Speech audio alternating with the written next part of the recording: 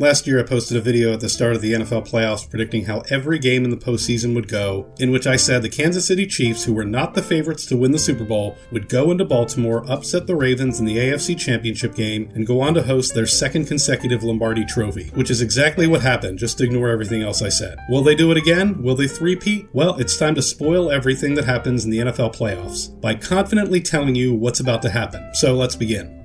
Wildcard weekend, LA Chargers at Houston Texans. Starting us off, we have what is objectively the worst game of the entire weekend, between two teams who have almost no chance of making the Super Bowl, as Justin Herbert and the LA Chargers head to Houston to battle CJ Stroud and the Texans. This year, the Chargers did what the Chargers do, which is to beat up on some bad teams, win the games that they were supposed to win, but come up well short whenever given the opportunity to have a signature win. This includes losses to the Steelers, Chiefs, Ravens, and getting absolutely smoked by Baker Mayfield and the Buccaneers at home. On the other side, we have a Houston Texans team that many thought would be a serious threat to contend for a Super Bowl appearance, with young cornerstone pieces like CJ Stroud, Tank Dell, and Will Anderson, along with the addition of Stephon Diggs. But instead of thriving, the 2024 Houston Texans are a team who are only in the postseason by virtue of the division they play in. Barring an outlier home win against the Buffalo Bills, the Texans had embarrassing losses to the Jets, Titans, and got absolutely booty blasted by the Ravens and Vikings. The fact of the matter is the Chargers and Texans are playing a playoff game to determine who gets to play another game and lose to a real team, and have a slightly worse draft pick for their troubles. But the Texans do enough at home to win here 24-17. If there's one thing all football fans can agree on, it's that the NFL is better when there are fierce rivalries. And one of the highlights of the 2024 season has been the reemergence of the bitter rivalry between the Steelers and Ravens, due in large part to Russell Wilson and the Steelers exceeding many expectations en route to a 10-7 record and a playoff berth. This included an 18-16 home win over the Ravens back on November 16th. Unfortunately, this was easily the high watermark for the Steelers, as their season ended with a 4-game gauntlet against the Eagles, Ravens, Chiefs, and Bengals, in which they went 0-4 and were outscored 109-57. The Steelers largely feasted on teams from the lower half of the league, coupled with a few wins against fellow wildcard teams, but were nowhere near the class of the NFL. And their 2024 season will end with a loss in Baltimore 24-10. Denver Broncos at Buffalo Bills. A couple years ago, I visited Denver and had an interesting conversation with my Uber driver. It was an extremely bleak time for Broncos fans upon the realization that Russell Wilson was not the answer and that the team was in a profoundly deep hole in terms of both talent and contractual obligations. It's just a few seasons later, but the franchise has managed to pull off a pretty successful 180. Bo Nix, while not setting the world on fire, has proven to be more than most expected, and he's exceeded all expectations during his rookie season. The Broncos, despite some unfortunate finishes against the Chargers and Chiefs, have made the NFL postseason for the first time since 2015. But unfortunately, it will be a very short ride, as they are tasked with heading into Buffalo to take on Josh Allen and the Bills. Whether or not Josh Allen, the favorite to win NFL MVP, can write his legacy and lead the Bills to his first Super Bowl, we'll see. But if there's one thing that's for certain, it's that Buffalo takes care of business at home in the wildcard round, and the Broncos prove to be no match for them, as Buffalo marches on to the tune of a 41-20 wildcard trouncing. Green Bay Packers at Philadelphia Eagles. Easily the marquee game of wildcard weekend, as the 11-6 Packers head to Philly to take on the 14-3 Eagles in a rematch of the kickoff game in Sao Paulo, Brazil. The biggest question mark for both of these teams is the level they bring to the postseason. Jordan Love can sling the rock with just about anyone, or he can chuck it into triple coverage. Jalen Hurts can diagnose a defense and find the open man, or he can bail from a clean pocket and stumble into the arms of a defender. On the other side of the ball, Quay Walker and Jalen Carter are just as likely to wreck their opponent's offensive plans as they are to pick up a dumb penalty and get ejected. On paper, this game should be close and be decided by which version of these playmakers takes the field that day. But I have the Eagles, specifically their defense, doing just enough to keep the link rocking, the offense tacking on a rare cushion score as they move on with a 30-17 victory.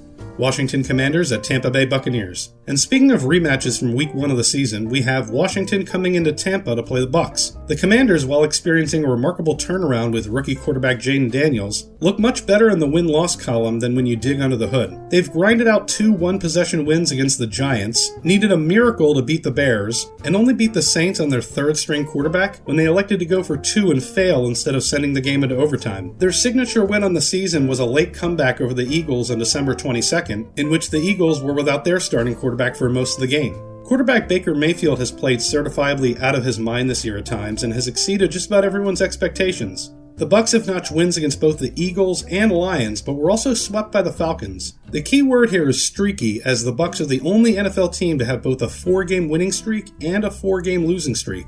But as good as Baker Mayfield, Mike Evans, and the Bucs have looked at times, they've also been prone to show their ass, and I think they do that here. I think they start slow, fall behind, and are not able to make enough plays to claw their way back, as the Commanders come into Tampa and steal a playoff win 24-19. Minnesota Vikings at LA Rams. Finally, we wrap up Wildcard Weekend with the 14-win Minnesota Vikings, led by Sam Darnold, coming into Los Angeles to take on Matthew Stafford. The Vikings come in as the betting favorites, and this will feel like a home game for them as their fans will outnumber Rams fans, as is usually the case in LA. It goes without saying, but Sam Darnold has had a downright transcendent year that saw him resurrect his career on his way to his first Pro Bowl, thanks to numerous receiving weapons in Jefferson and Addison, and supported by the rushing attack of Aaron Jones. The Rams, on the other hand, are the NFL's version of Jekyll and Hyde, starting the season 1-4 before rattling off 11 wins in 13 games, including a highly impressive 44-42 win over the Buffalo Bills that wasn't as close as that score indicates. The Rams are loaded with weapons on both sides of the ball, whether it's receiving threats Puka Nacua and Cooper Kupp, to a defensive front that has not one but two rookie standouts in Braden Fisk and Jared Verse. I think these two teams are a very even matchup, and that the key question for this game is who will shine brightest under the lights of an NFL playoff game. And for me, the answer to that is the far more experienced Matthew Stafford getting the better of Sam Darnold, as the Rams move on with a 28-20 victory.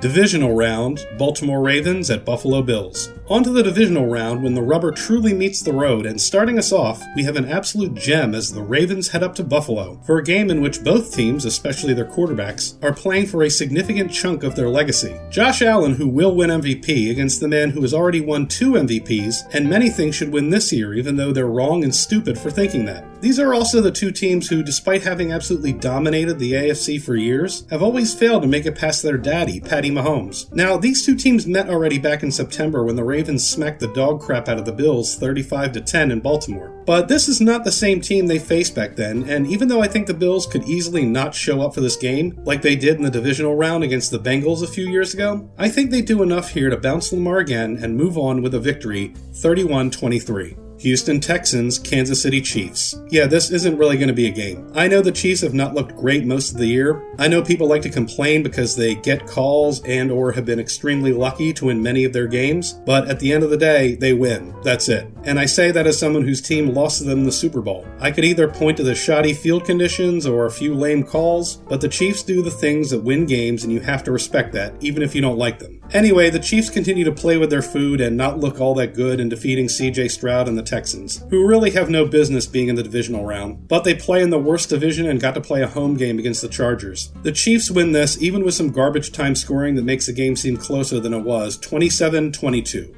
LA Rams, Philadelphia Eagles. In late November, these two teams met in Los Angeles that may as well have been in Philadelphia, in which Saquon Barkley left Derrick Henry in the dust for the NFL rushing title, going off for 255 yards on 26 touches and 2 touchdowns. And many going into this game expect more of the same. But the thing many haven't noticed about this Philadelphia Eagles team is that they play noticeably worse than their home stadium. In fact, they have a lower point differential at Lincoln Financial Field than away from it. I feel like this will not be the same Rams team the Birds saw back in November, and they show up poised to make this a game. What ensues will be an all-time classic, high-scoring game that reminds us all why the divisional round is so special. A game in which Eagles fans take even more heart medication than rooting for this team requires. But down the stretch, the defense steps up like they failed to do against the Falcons and Commanders, and the Eagles escape the link and move on to the conference championship with a 38-37 win. Washington Commanders at Detroit Lions. And to set the table for the clash everyone has been waiting for, the Detroit Lions more than take care of business at home. The fairy tale ride of the Commanders comes to a screeching halt, as they are flat out bullied by the more cohesive, prepared team. This one isn't even close. The Commanders are simply outmatched, out-schemed, are not even close to being ready for any of the Lions' smoke. Detroit runs all over them, even without David Montgomery. The defense feasts as they get closer to fulfilling Hutchinson's promise of being back for the Super Bowl, and the Lions send Washington packing with a 37-10 win.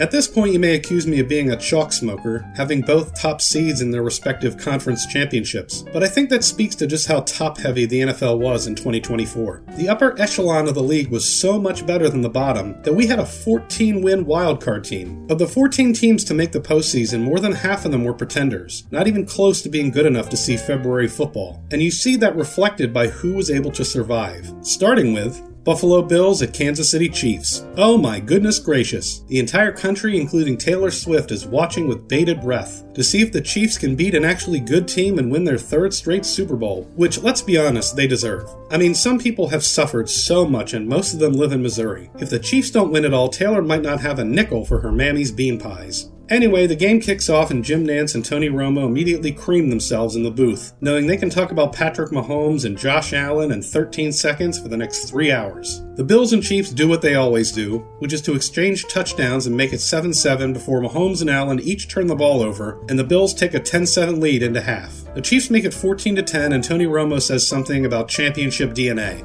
The Chiefs then force a Bills punt and capitalize with a field goal to make it 17-10 going into the fourth. But this is where the game turns. The Bills convert a 4th and 3 at midfield and Allen finds Keon Coleman to nod things up at 17 with 7 minutes and change left. The Chiefs then drive the ball to midfield, but on 3rd and 8, Mahomes throws a pass 10 yards over a receiver's head and looks around for a flag somewhere for something, but it doesn't come. Unlike Jim and Tony. The Bills then get the ball and march right down the field where a Josh Allen scramble makes it 24-17. At which point, Patty Mahomes and the offense are unable to do anything. They go for it on 4th and are stopped short, and the Buffalo Bills finally get over the hump and make it back to the Super Bowl for the first time since 1993. Football fans, not just in Buffalo but everywhere, are giddy with excitement at seeing Mahomes falter, and revel in something about Taylor Swift bad because it's considered cool to hate what many people enjoy for some reason.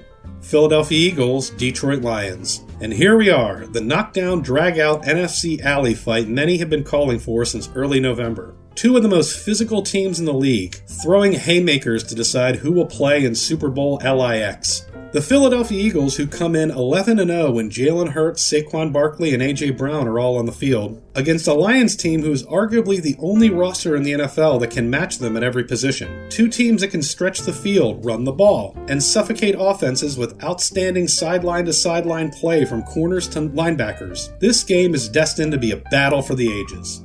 Only it isn't. As much as I want it to be, and despite my bias as a Philly fan, I just don't see that happening. In fact, I see a team that doesn't really show up to play this fine day.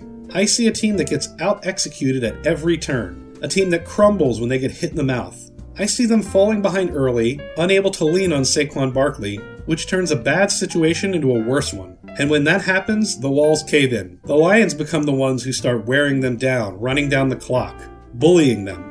And before you know it, I see the Lions celebrating their first trip to a Super Bowl with an easy 37-14 win. Super Bowl licks. Well, here we are. Two of the most wretched, cursed fan bases descending upon New Orleans to see who will finally become blessed and who will have to continue drifting in the purgatory of NFL fandom. The Bills come in as the favorites, having already dismantled the Lions in Detroit 48-42. But this time around, things start slower as both teams poke and prod and feel each other up. A Jared Goff strike to Amon-Ra makes the score 7-6 at the end of the first. The Bills strike back with a touchdown of their own to make it 13-7, but the Lions strike back just before halftime and inexplicably go for two for no reason, making it 13-13 when Kendrick Lamar takes the Super Bowl halftime stage and millions of people around the world sing along as he calls Drake a pep.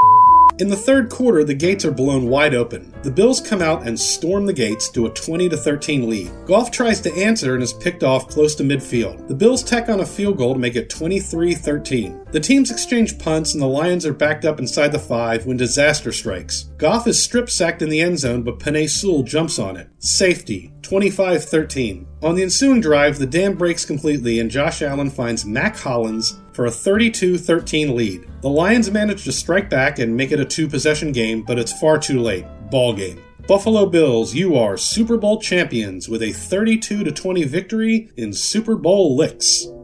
Congratulations! The Super Bowl licks MVP is you for clicking that subscribe button. I'm so proud of you. Later.